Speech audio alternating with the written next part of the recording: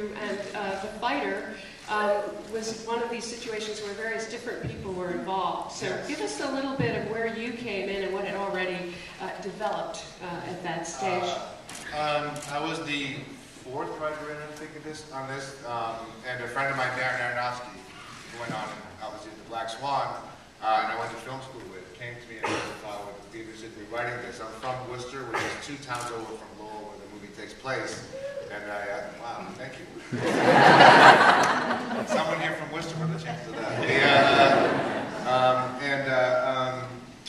And I boxed a little bit, weirdly enough, not very well, but so it was natural for me to sort of have some interest in it, and so that's sort of how I came aboard. There was, there'd already been a number of drafts, and so I know it's sort of different from sort of how a lot of these things work out, especially to get to here. But there's a lot of people before me that sort of obviously did work.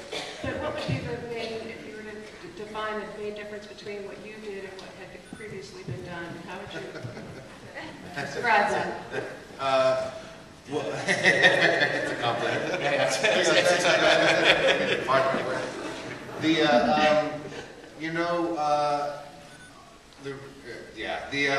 I went back and sort of, having been from there, I decided to go back and sort of interview. I sort of know those characters and know those people. So I went back to Lowell myself and sort of went and did my own interviews and talked to those guys, and Mickey and Dickie and Alice and the sisters and stuff, and sort of went there and spent a few weeks in Lowell. And sort of, I think took a lot of the ideas that were there in the first screenplay, and then sort of had to sort of make it my own, but also sort of, make it into what Darren wanted to do as a movie. So it was really sort of, I'm trying to think of the best way to answer that. And after you and when David Russell came in, what was your relationship to the project? Well, it's an also complicated story. We had to sort of change what was very specifically made for Darren and sort of what his vision was for the movie, and making a Darren Aronofsky movie in a very short time. I think we had about 2 months, or even less. I think we had to make it into a David O. Russell movie. We also had to cut about $50 or $60 million out of the budget.